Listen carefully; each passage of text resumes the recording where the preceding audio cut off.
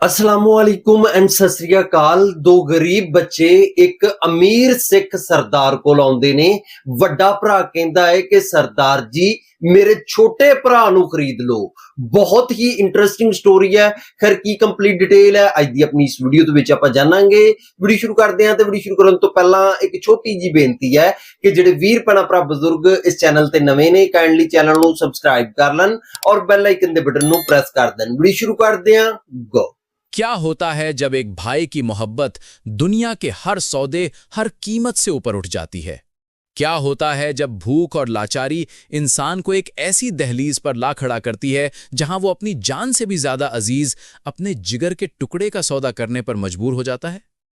ये कहानी दो ऐसे ही यतीम बेसहारा भाइयों की है जिनकी दुनिया सड़कों की धूल और भूख की आग तक ही सीमित थी, और एक ऐसे करोड़पति सरदार जी की है जिनके पास दौलत के पहाड़ तो थे, लेकिन उनकी अपनी दुनिया एक गहरे सूनेपन में कैद थी।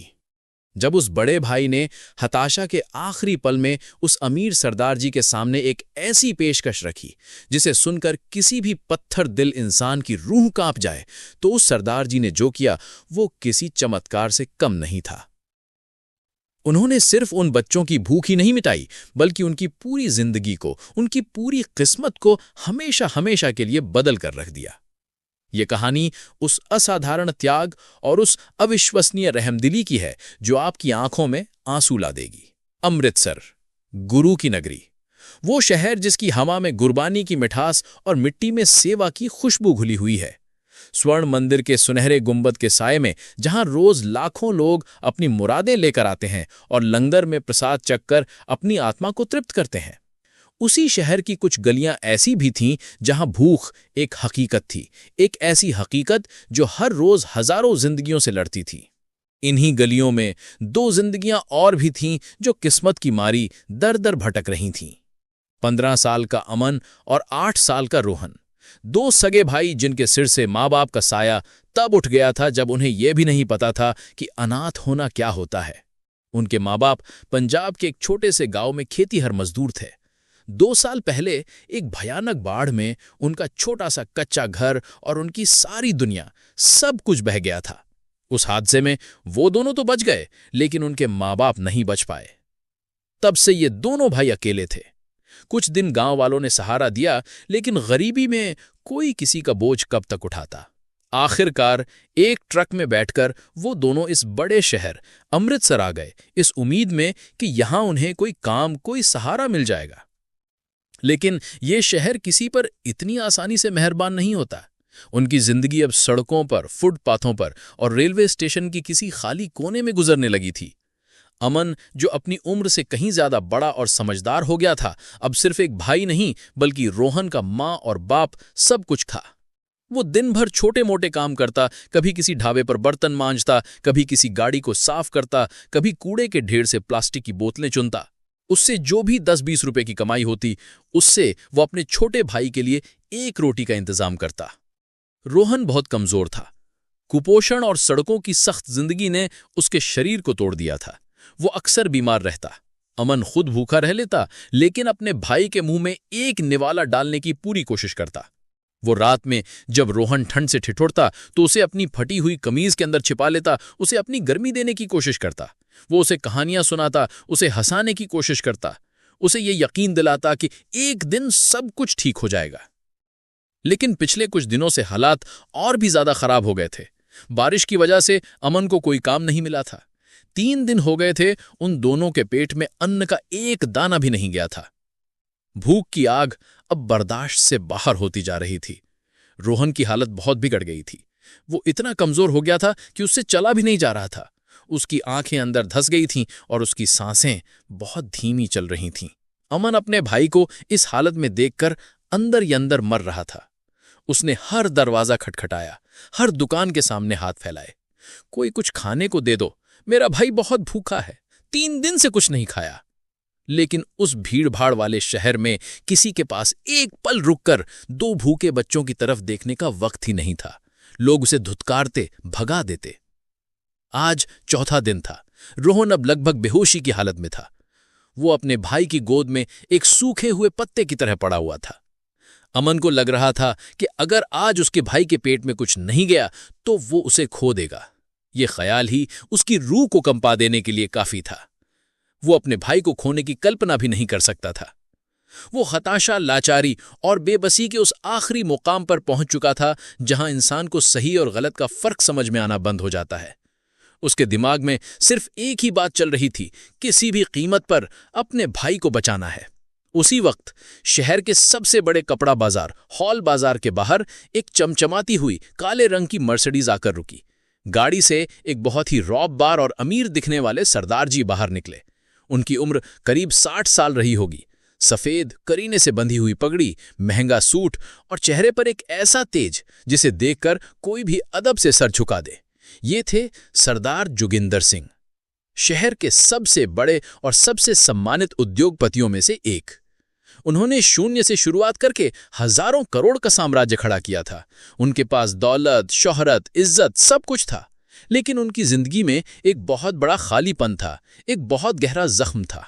20 साल पहले उन्होंने अपने इकलौते 10 साल के बेटे को एक सड़क हादसे में खो दिया था। उस दिन के बाद उनकी दुनिया ही उजड़ गई थी। वो बाहर से तो सख्त और कामयाब दिखते थे, लेकिन अंदर से वो एक टूटे हुए तन्हा बाप थे।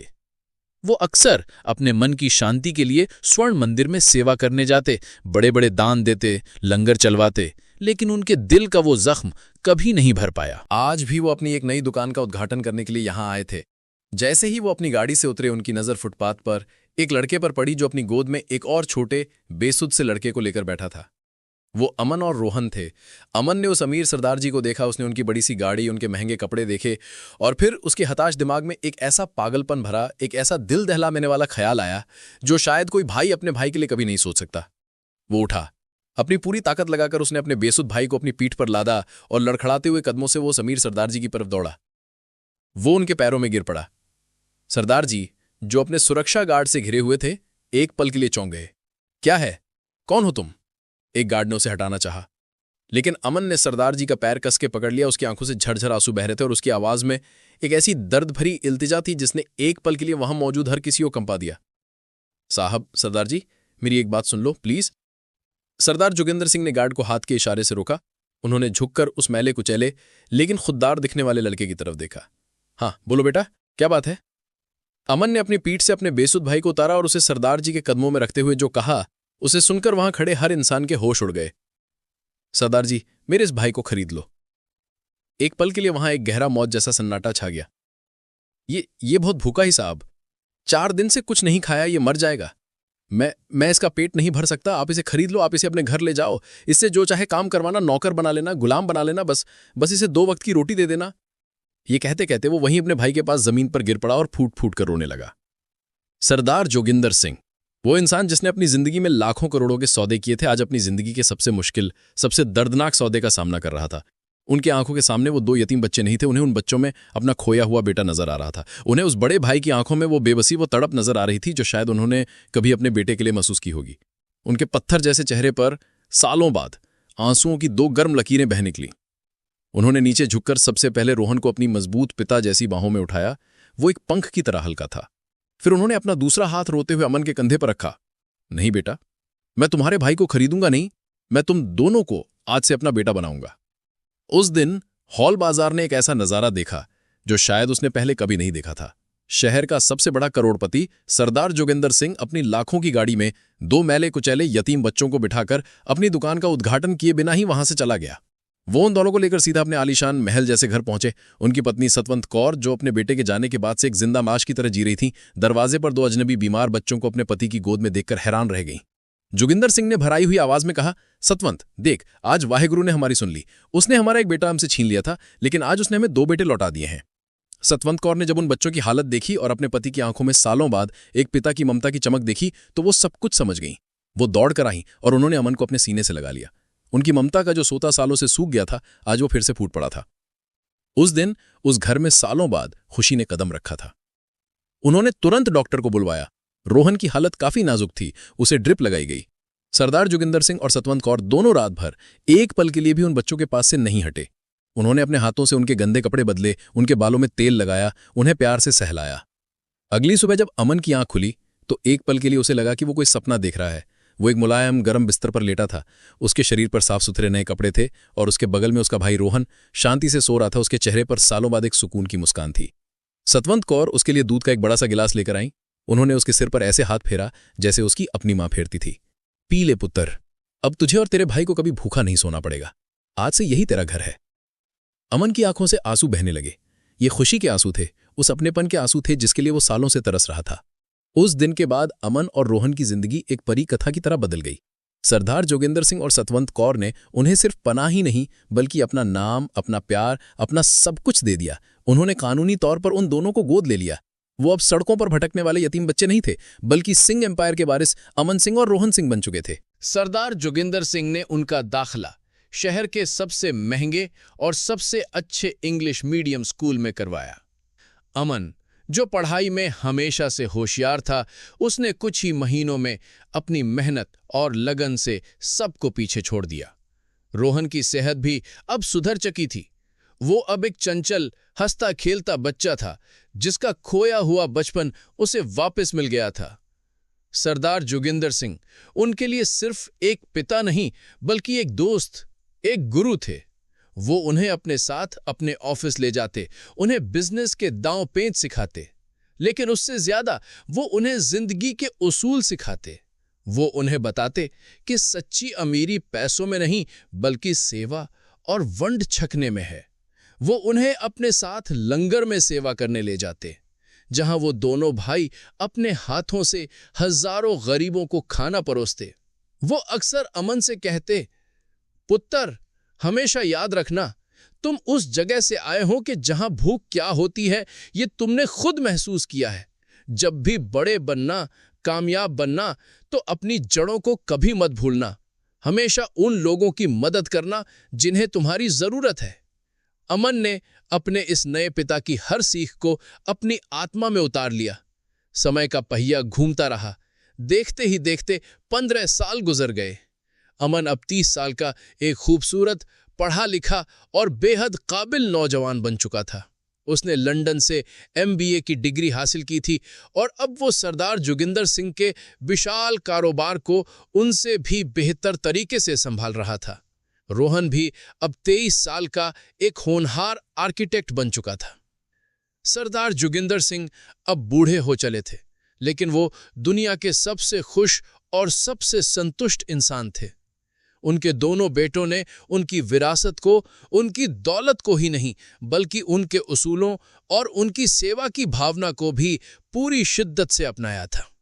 आज अमृतसर में Sardar Joginder Singh charitable hospital and langar hall का उद्घाटन था। ये पंजाब का सबसे बड़ा और सबसे आधुनिक चैरिटेबल अस्पताल था, जहां हर गरीब का इलाज मुफ्त में होता था। और इसके साथ ही एक बहुत बड़ा लंगर हॉल था, जहां 24 घंटे हजारों भूखे लोगों के लिए मुफ्त में भोजन का प्रबंध था। ये पूरा प्रोजेक्ट अमन और रोहन का सपना था, जिसे उन्होंने अपनी मेहनत से साकार किया था। उद्घाटन समारोह में शहर के बड़े बड़े लोग, मंत्री और अधिकारी मौजूद थे। जब अमन को मंच पर कुछ बोलने के लिए बुलाया गया, तो उसकी नजरें भीड़ में अपने बूढ़े पिता सरदार जोगिंदर सिंह को ढूंढ रही थीं। उसने माइक हाथ में लिया। उसकी आवाज भर्रा रही थी, लेकिन उसमें एक गहरा आत्मविश्वास और एक अटूट सम्मान था। आज से तकरीबन 20 साल पहले इसी शहर की एक सड़क पर एक 15 साल के लाचार भाई ने एक अमीर आदमी से अपने 8 साल के भूखे भाई को खरीदने का सौदा किया था। उस बड़े भाई ने अपने भाई की कीमत सिर्फ 2 वक्त की रोटी लगाई थी। ये सुनते ही पूरे हॉल में एक गहरा सन्नाटा छा गया। वो अमीर आदमी चाहता तो उस बच्चे को धुतकार कर भगा सकता था, लेकिन उसने ऐसा नहीं किया। उसने उस सौदे को मंजूर कर लिया, लेकिन उसने सिर्फ उस छोटे भाई को नहीं बल्कि उन दोनों भाइयों को खरीद लिया। और कीमत के तौर पर उसने उन्हें सिर्फ 2 वक्त की रोटी नहीं बल्कि अपनी पूरी जिंदगी, अपना पूरा प्यार, अपना नाम, अपना सब कुछ दे दिया। आज वो दोनों भाई उस अमीर आदमी, उस फरिश्ते, उस पिता के सामने खड़े हैं। ये अस्पताल, ये लंगर, ये सब कुछ उसी सौदे की एक छोटी सी किश्त है। एक ऐसा कर्ज जो हम 7 जन्मों में भी नहीं उतार सकते। ये कहते कहते अमन और रोहन दोनों मंच से उतरे और भीड़ में बैठे रोते हुए सरदार जोगिंदर सिंह के पैरों में गिर पड़े। उस दिन उस हॉल में मौजूद हर एक इंसान की आंखें नम थीं। वो सब उस असाधारण परिवार को देख रहे थे जिसकी नींव खून पर नहीं बल्कि भूख, मोहब्बत और इंसानियत की सबसे पाक बुनियाद पर रखी गई थी। दोस्तों, ये कहानी हमें सिखाती है कि दुनिया में सबसे बड़ा धर्म इंसानियत है और सबसे बड़ी दौलत किसी के आंसू पोंछकर उसे सीने से लगा लेने की ताकत है। सरदार जोगिंदर सिंह ने 2 यतीम बच्चों को अपनाकर ये साबित कर दिया कि पिता होने के लिए सिर्फ जन्म देना जरूरी नहीं होता, और अमन और रोहन ने यह साबित कर दिया कि एक सच्चा बेटा सिर्फ दौलत का ही नहीं बल्कि अपने पिता के उसूलों और उनकी नेकी का भी वारिस होता है। इस वीडियो को एक लाइक जरूर करें। हमें कमेंट्स में बताएं कि आपको इस कहानी का सबसे भावुक पल कौन सा लगा। इस कहानी को ज्यादा से ज्यादा शेयर करें ताकि इंसानियत और निस्वार्थ प्रेम का ये संदेश हर किसी तक पहुंच सके। और ऐसी ही और दिल को छू लेने वाली, सच्ची और प्रेरणादायक कहानियों के लिए हमारे चैनल को सब्सक्राइब करना ना भूलें। आपका बहुत बहुत धन्यवाद। ਵੀਡੀਓ ਦੇਖਣ ਤੋਂ ਬਾਅਦ ਮੈਂ ਇਹ ਕਹਾਂਗਾ, ਸਿੱਖ ਕੌਮ ਇੱਕ ਰਹਿਮਦਿਲ ਕੌਮ ਹੈ। ਦੇਖੋ ਜੀ, 2 ਬੱਚੇ ਜਿਹੜੇ ਸੜਕਾਂ ਦੇ ਉੱਤੇ ਰੋਲ ਰਹੇ ਸੀ, ਖਾਣ ਪੀਣ ਨੂੰ ਕੁਝ ਨਹੀਂ ਸੀ, ਸਿਰ ਦੇ ਉੱਤੇ ਛੱਤ ਨਹੀਂ ਸੀ, ਸਰਦਾਰ ਜੀ ਕੋਲ ਆਉਂਦੇ ਨੇ। ਸਰਦਾਰ ਜੀ ਨੂੰ ਆ ਕੇ ਵੱਡਾ ਭਰਾ ਕਹਿੰਦਾ ਹੈ ਕਿ ਮੇਰੇ ਛੋਟੇ ਭਰਾ ਨੂੰ ਖਰੀਦ ਲਓ, ਇਹਦੇ ਕੋ ਘਰ ਦੇ ਵਿੱਚ ਕੰਮ ਕਰਵਾਇਓ, ਜਿਸ ਤਰ੍ਹਾਂ ਮਰਜ਼ੀ ਇਹਦੇ ਕੋ ਮਿਹਨਤ ਮਜ਼ਦੂਰੀ ਕਰਵਾਇਓ, ਲੇਕਿਨ 2 ਵਕਤ ਦੀ ਰੋਟੀ ਦੇ ਦਿਓ। ਲੇਕਿਨ ਸਰਦਾਰ ਜੀ ਦੋਨਾਂ ਬੱਚਿਆਂ ਨੂੰ ਆਪਣੇ ਘਰ ਲੈ ਜਾਂਦੇ ਨੇ, ਜਾ ਕੇ ਆਪਣਾ ਨਾਮ ਦਿੰਦੇ ਨੇ, ਖਾਣ ਪੀਣ ਨੂੰ ਦਿੰਦੇ ਨੇ, ਅੱਛੇ ਸਕੂਲਾਂ ਦੇ ਵਿੱਚ ਦਾਖਲ ਕਰਵਾਉਂਦੇ ਨੇ, ਤਰਬੀਅਤ ਕਰਦੇ ਨੇ। ਦੇਖੋ ਜੀ, ਇਹੀ ਰਿਐਲਿਟੀ ਹੈ ਸਿੱਖਾਂ ਸਰਦਾਰਾਂ ਦੀ, ਇਹੀ ਅਸਲੀਅਤ ਹੈ ਸਿੱਖਾਂ ਸਰਦਾਰਾਂ ਦੀ। ਪੂਰੀ ਦੁਨੀਆ ਦੇ ਵਿੱਚ ਆਪ ਜੀ ਦੇਖ ਲਓ, ਅੱਜ ਕੱਲ ਦੇ ਇਸ ਦੌਰ ਦੇ ਵਿੱਚ ਜੰਜ ਦੀ ਸੇਵਾ ਸਿੱਖ ਸਰਦਾਰ ਕਰਨਦੇ ਨੇ, ਪੂਰੀ ਦੁਨੀਆ ਦੇ ਵਿੱਚ ਹੋਰ ਕੋਈ ਨਹੀਂ ਕਰਨ ਦਿਆ। ਬਾਕੀ ਸਰਦਾਰ ਜੀ ਨੂੰ ਮੇਰਾ ਸਲਾਮ ਹੈ ਕਿ ਉਹਨਾਂ ਨੇ ਇਹਨਾਂ 2 ਗਰੀਬ ਬੱਚਿਆਂ ਦੀ ਜ਼ਿੰਦਗੀ ਬਦਲ ਕੇ ਰੱਖ ਦਿੱਤੀ। ਬਾਕੀ ਵੀਡੀਓ ਦੇਖ ਕੇ ਜੋ ਮੈਨੂੰ ਲੱਗਦਾ ਸੀ ਮੈਂ ਆਪ ਜੀ ਨੂੰ ਦੱਸ ਦਿੱਤਾ। ਜੋ ਆਪ ਜੀ ਨੂੰ ਲੱਗਦਾ ਆਪ ਜੀ ਨੇ ਮੈਨੂੰ ਕਮੈਂਟ ਦੇ ਵਿੱਚ ਲਾਜ਼ਮੀ ਦੱਸਣਾ ਹੈ। ਤੇ ਇਸ ਮੇਰੀ ਅੱਜ ਦੀ ਵੀਡੀਓ ਮਿਲਦੇ ਆਪਾਂ ਨੈਕਸਟ ਵੀਡੀਓ ਦੇ ਵਿੱਚ। ਉਦ ਤੱਕ ਮੈਨੂੰ ਦਿਓ ਇਜਾਜ਼ਤ, ਰੱਬ ਰਾਖਾ।